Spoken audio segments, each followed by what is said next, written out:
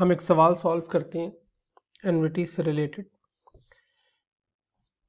Problem says that your parents make 20 equal annual deposits of $2,000 each into a bank account which earns 3% interest rate per year. The first deposit will be made 1 year from today. How much money can be withdrawn from this account immediately after 20th deposits? एनविटी के question deal करते वक्त या इस किस्म के time value of money के question deal करते वक्त कुछ बेसिक क्वेश्चंस होते हैं। फॉर एग्जांपल सबसे पहला सवाल कि ये एनविटी का सवाल है भी कि नहीं, पहला। दूसरा मसला, इसमें आपने प्रेजेंट वैल्यू को डील करना है या फ्यूचर वैल्यू को डील करना है। तीसरा मसला, ये अगर ये एनविटी है तो ये एनविटी ऑर्डिनरी है या एनविटी ड्यू है। एनविटी की डेफिनेशन क्या है कि it involves a series of payment. जिस तरीके से पहली लाइन में लिखा हुआ है कि 20 equal annual deposits, it's a case of एनविटी। Second point, it's a present value और future value.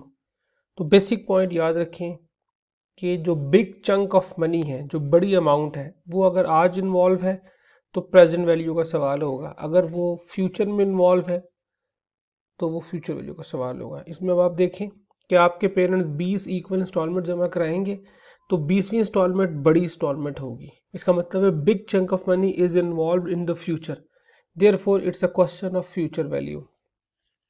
Second important question, this is ordinary एनविटी और एनविटी ड्यू। तो आप इसके अंदर बड़ा क्लियर देखें, लाइन में लिखा हुआ है the first deposit will be made 1 year from today. इसका मतलब है ये जो एनुअल डिपॉजिट्स है ये साल के आखिर में पे किया जा रहा है, चूँकि साल के आखिर में डिपॉजिट किया जा रहा है, that is why it is ordinary एनविटी, it is not a due एनविटी। Due period के शुरू में होती है और ऑर्डिनरी पीरियड के आखिर में होती है। तो ये फ्यूचर वैल्यू का सवाल है, ऑर्डिनरी एनविटी का सवाल है और ये एनविटी भी है। और हमें पता है कि फ्यूचर वैल्यू ऑफ एनविटी का फार्मूला हमें पता है अच्छे तरीके से क्या होता है। R is the annual deposits which is 2000, then 3% is the rate of interest, 20 installments n is 20, and हम इसको साइंटिफिक कैलकुलेटर की मदद से अप्लाई करें तो हमें पता चल जाएगा कि इसका जो आंसर है दैट इज़ $53,740। इसका मतलब है 20वें डिपॉजिट्स के ऊपर हमारे पास जो अमाउंट मौजूद होगी और जो हम विड्रॉ कर सकेंगे वो अमाउंट है 53,740। Thank you. Another question.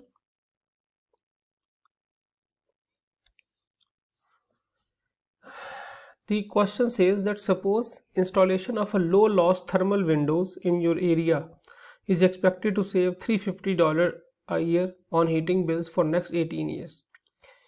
आपके पास ये ऑप्शन मौजूद है कि आप अगर अपने घर के अंदर लो लॉस थर्मल विंडोज़ लगा लें तो उस विंडोज़ की वजह से उसे चूँकि हीट ट्रांसमिट होने से रुकती है तो आपको तकरीबन $350 पर ईयर अगले 18 साल तक सेव होंगे।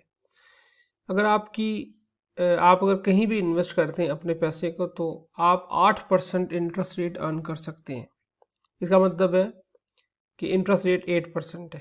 तो सवाल बेसिकली ये कि अगर आप 8% रेट ऑफ इंटरेस्ट अर्न करना चाह रहे हैं, यानी कि यह 8% आपका कॉस्ट ऑफ कैपिटल है, how much could you afford to spend now for these windows. तो आप इन विंडोज़ पे आज कितना पैसा इन्वेस्ट करना अफोर्ड कर सकते हैं। Now this question seems a little bit different, but again first question, क्या ये एनविटी का सवाल है या ये नॉर्मल सवाल है।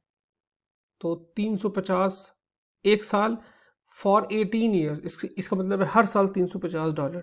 So it's a question of एनविटी, पहला मसला। दूसरा मसला, इट्स अ प्रेजेंट वैल्यू और future value.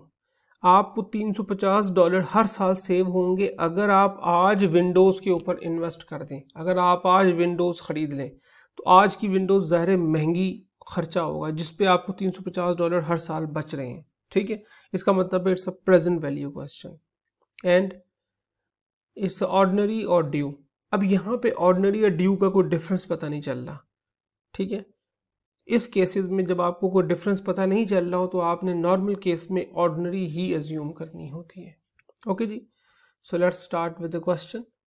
Present value of annuity का फार्मूला हमें पता है, R into 1 minus 1 plus I raise to power minus n divided by I. मुझे आर इसके अंदर पता है, आर कितना है 350 और आई 8% है और n इज़ 18%, 18 ईयर्स सॉरी, ये मैंने इस पर फार्मूला सिंपल पुट किया। सो प्रेजेंट वैल्यू अमाउंट इज 3280।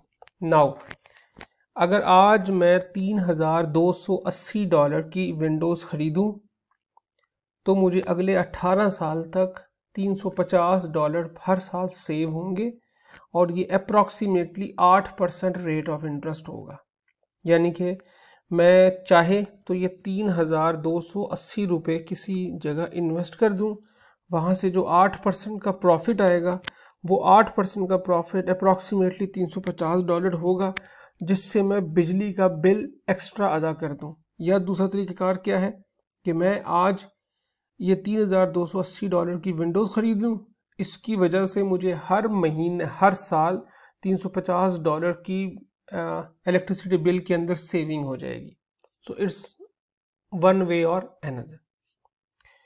एक और क्वेश्चन देखते हैं इसी तरीके का।